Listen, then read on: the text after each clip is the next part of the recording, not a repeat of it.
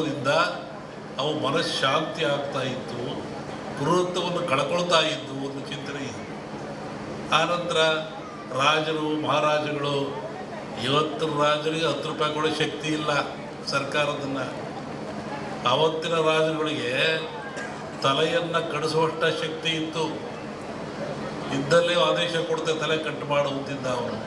ಅಂತಹ ಶಕ್ತಿ ಅವನಿಗಿತ್ತು, ಸಾರ್ವಭೌಮತ್ವವಿತ್ತು.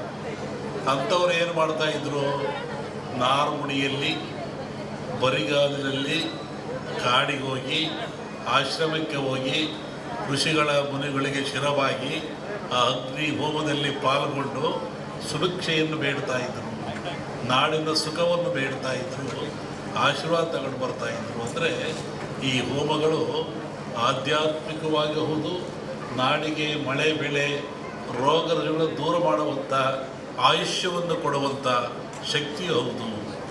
ಇಲ್ಲಿ ವಿಶೇಷವಾಗಿ ಆಜ್ಯ ಅಂತ ಬರ್ತದೆ. ಆಜ್ಯ ಅಂದರೆ ತುಪ್ಪ ಅಂತೇಳಿ. ನಾನು ಬರ್ತಾ ಬೆಳಿಗ್ಗೆ ಆಗಲೇ ಹೇಳ್ತಾ ಇದ್ದೆ, ನಮ್ಮ ಹತ್ರ ಬಂದಾಗ ಯಾವುದನ್ನು ಆಜ್ಯ ಅಂತ ಕರಿತೀವಿ, ಆಜ್ಯದ ಮಹತ್ವವೇನು? ಹಾಲು ಕರಿತೀರ ನೀವು, ಹಾಲನ್ನು ಕರಿತೀರ, ಅದರ ಆಯುಷ್ಯ ಎಷ್ಟು? ಹಾಲಿನ ಆಯುಷ್ಯ, ಹಾಲು ಕರೆದ ಹಾಲಿಗೆ ಆಯುಷ್ಯ ಎಷ್ಟು? 12 ಗಂಟೆ. ಹಾಲು ಕರೆದ 12 ಗಂಟೆ ಮೇಲೆ ಅದು ಕೆಟ್ಟು ಹೋಗ್ತದೆ, ಅದು ಹಾಳಾಗಿ ಹೋಗ್ತದೆ, ಉಪಯೋಗ ಬರೋದಿಲ್ಲ. ಮನುಷ್ಯ ಭಾಳ ಬುದ್ಧಿವಂತ. ಈ ಹಾಲನ್ನು ಕೆಡದಂಗೆ ಇಟ್ಕೊಂಡು ನಾನು ಉಪಯೋಗ ಮಾಡಬೇಕು ಅಂತಾನೆ. ಅವನೇನು ಮಾಡ್ತಾನೋ, ನೀವೇನು ಮಾಡ್ತೀರಿ? ಬೆಂಕಿ ಹಾಕ್ತೀರಾ, ಅಂದರೆ ಹಾಲನ್ನು ಕಾಸ್ತೀರಾ. ಹಾಲನ್ನು ಕಾಸ್ತೀರಾ, ಕೆಂಪು ಕಾದ ಮೇಲೆ ಆರಿಸಿ ಅದಕ್ಕೆ ಹೆಪ್ಪಾಕ್ತೀರಾ, ಹುಳಿ ಹಾಕ್ತೀರಾ. ಅದೇನಾಯಿತು? ಮೊಸರಾಯಿತು. ಹಾಲಿನ ಆಯುಷ್ಯು 12 ಗಂಟೆ, ಮೊಸರಾದ ಕೂಡಲೇ 24 ಗಂಟೆ. ಯಾತ್ರಿಂದ ಆಯಿತು? ಬೆಂಕಿಯ ಸಂಸ್ಕಾರದಿಂದ ಹಾಲು ಹೆಪ್ಪಾಗಿ ಮೊಸರಾಯಿತು. ಮೊಸರು 24 ಗಂಟೆ ಇರ್ತದೆ. ಹತ್ತೇನಾಯಿತು? ಅದಕ್ಕೆ ಮಂಥನ ಮಾಡಿದ ಮನುಷ್ಯ, ಕಡದ, ಅದಕ್ಕೆ ಚಲೆಯನ್ನು ಕೊಟ್ಟ. ಆವಾಗ ಬೆಣ್ಣೆ ಆಯಿತು, ಮಜ್ಜಿಗೆ ಆಯಿತು. ಬೆಣ್ಣೆ ಆಯುಸ್ಸೆಷ್ಟು? ಮಜ್ಜಿಗೆ ಆಯುಸ್ಸೆಷ್ಟು? ಮಜ್ಜಿಗೆ ಆಯಸ್ಸು 2 ದಿನ. ಒಂದಿನ ಸಿಹಿ ಮಜ್ಜಿಗೆ ಅಂತಾರೆ, 2ನೇ ದಿನ ಹುಳಿ ಮಜ್ಜಿಗೆ ಅಂತಾರೆ. ಹುಳಿ ಮಜ್ಜಿಗೆಯನ್ನು ಅನೇಕ ರೀತಿಯ ಕಾಯಿಲೆಗಳು ಉಪಯೋಗ ಮಾಡ್ತಾರೆ, ಪ್ರಾಣಿಗಳಿಗೆ ಎಲ್ಲದೂ. ಈ ಬೆಣ್ಣೆ ಆಯುಸ್ಸೆಷ್ಟು? ಈ ಬೆಣ್ಣೆ ಆಯುಸ್ಸು 1 ವಾರ. ಇದನ್ನು ನವನೀತ ಅಂತ ಕರೀತಾರೆ. 9 ಕಾಯಿಲೆಗಳನ್ನು ಹುಷಾರು ಮಾಡತಕ್ಕಂಥ ಶಕ್ತಿ ಇದು ಬೆನ್ನೆ ಇರ್ತದೆ. ಬೆನ್ನೆಲ್ಲಿ ಹೆಂಗೆ ಬಂತು? ಬೆಣ್ಣೆಯಲ್ಲಿ ಹೆಂಗೆ ಶಕ್ತಿ ಅಂದರೆ, ಹಸು ಹಾಲಂತ ಹುಲ್ಲಂತ ತಿಂತದೆ, ಗಿಡಮೂಲಿಕೆಯನ್ನು ತಿಂತದೆ, ಕಾಡಿಗೆ ಹೋಗ್ತದೆ, ನಡೆದಾಡ್ತದೆ. ಆ ತಿಂದು ಬಂದು ಹಾಲನ್ನು ಕೊಡ್ತದೆ. ನೀವು ಮೊಸರು ಮಾಡಿ ಎಪ್ಪಾಕಿ ಬೆಣ್ಣೆ ಮಾಡಿದ್ವಿ ನೋಡಿ, ಇಲ್ಲೂ ಗಿಡಮೂಲಿಕೆ ಬಂತು. ಹಸುವಿನಲ್ಲಿಯೂ ಸಹ ಗಿಡಮೂಲಿಕೆ ಬಂತು. ಆ ಹುಲ್ಲನ್ನು ತಿನ್ನುವುದರಿಂದ ಅದು ಬೆಣ್ಣೆ ಹಾಲು ಪರಿವರ್ತನೆ ಆಯಿತು. ಈ ಬೆಣ್ಣೆ 1 ವಾರ ಆದಮೇಲೆ ಮತ್ತೇನು ಮಾಡ್ತಾನೆ ಮನುಷ್ಯ? ತುಪ್ಪ ಮಾಡ್ತಾನೆ. ಅದನ್ನು ಕಾಸಿ ಅದಕ್ಕೆ ತುಪ್ಪ ಮಾಡ್ತಾನೆ. ತುಪ್ಪದ ಆಯಸ್ಸು ಎಷ್ಟು?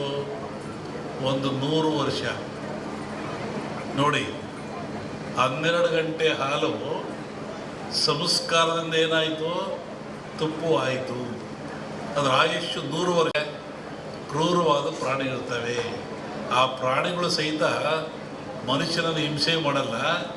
ಈ ಯಜ್ಞ ಮಾಡೋದ್ರಿಂದ, ಹೋಮ ಮಾಡೋದ್ರಿಂದ, ಆ ಬಂದ ಧೂಮದಿಂದ ಮನಸ್ಸು ಪರಿವರ್ತನೆಯಾಗಿ ಶಾಂತ ಸ್ವಭಾವಕ್ಕೆ ಬರ್ತವೆ. ಆವಾಗ ಮನುಷ್ಯನೊಂದಿಗೆ ಅವು ಸ್ನೇಹಿಗಳಾಗ್ತವೆ. ಅನೇಕ ಕಥೆಗಳನ್ನು ಕೇಳಿದ್ದೀವಿ. ಸ್ವಾಮಿಗಳಿದ್ದರು, ಅಲ್ಲಿ ಹುಲಿ ಬರ್ತಾ ಇತ್ತು, ಸಿಂಹ ಬರ್ತಾ ಇತ್ತು, ಹುಲಿ ಮೇಲೆ ಸ್ವಾಮಿಗಳು ಹೋಗ್ತಾ ಇದ್ದರು. ಅಂದರೆ ಯಜ್ಞ ಯಾಗಾದಿಗಳ ಫಲದಿಂದ ಬರುವಂಥ ಹೋಮಾದಿಗಳ ಧೂಮದಿಂದ ಅವು ಮನಃಶಾಂತಿ ಆಗ್ತಾ ಇತ್ತು, ಕ್ರೂರತ್ವವನ್ನು ಕಳ್ಕೊಳ್ತಾ ಇದ್ದು ಒಂದು ಚಿಂತನೆ ಇದೆ. ಆನಂತರ ರಾಜರು ಮಹಾರಾಜಗಳು, ಇವತ್ತಿನ ರಾಜರಿಗೆ 10 ರೂಪಾಯಿ ಕೊಡೋ ಶಕ್ತಿ ಇಲ್ಲ ಸರ್ಕಾರದನ್ನು. ಅವತ್ತಿನ ರಾಜರುಗಳಿಗೆ ತಲೆಯನ್ನು ಕಡಿಸುವಷ್ಟ ಶಕ್ತಿ ಇತ್ತು. ಇದ್ದಲ್ಲೇ ಆದೇಶ ಕೊಡ್ತೆ ತಲೆ ಕಟ್ಟು ಮಾಡುತ್ತಿದ್ದ ಅವನು. ಅಂತಹ ಶಕ್ತಿ ಅವನಿಗಿತ್ತು, ಸಾರ್ವಭೌಮತ್ವವಿತ್ತು. ಅಂಥವ್ರು ಏನು ಮಾಡ್ತಾಯಿದ್ರು?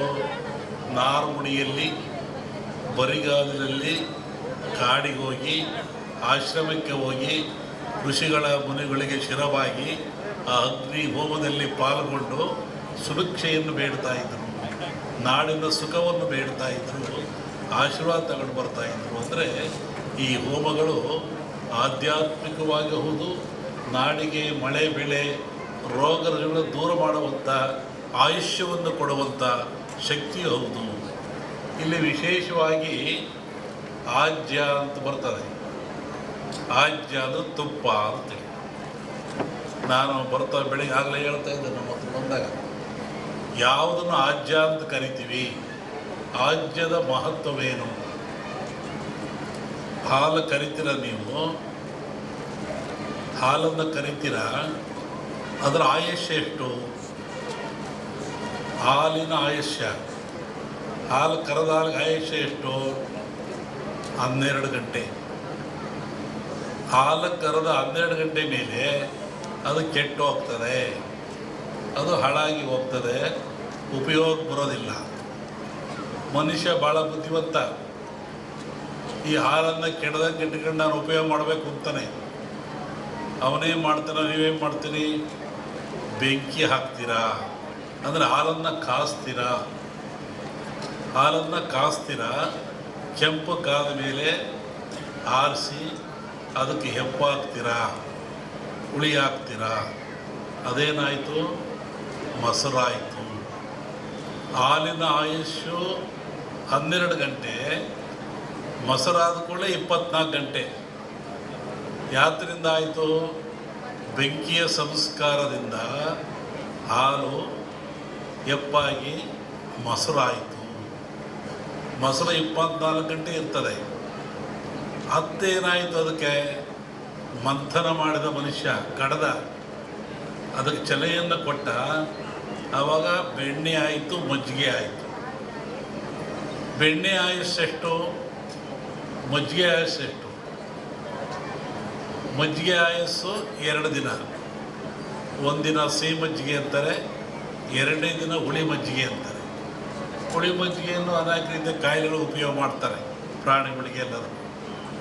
ಈ ಬೆಣ್ಣೆ ಆಯುಸ್ಸೆಷ್ಟು? ಈ ಬೆಣ್ಣೆ ಆಯುಸ್ಸು 1 ವಾರ. ಇದನ್ನು ನವನೀತ ಅಂತ ಕರೀತಾರೆ. 9 ಕಾಯಿಲೆಗಳನ್ನು ಹುಷಾರು ಮಾಡತಕ್ಕಂಥ ಶಕ್ತಿ ಇದು ಬೆನ್ನೆ ಇರ್ತದೆ.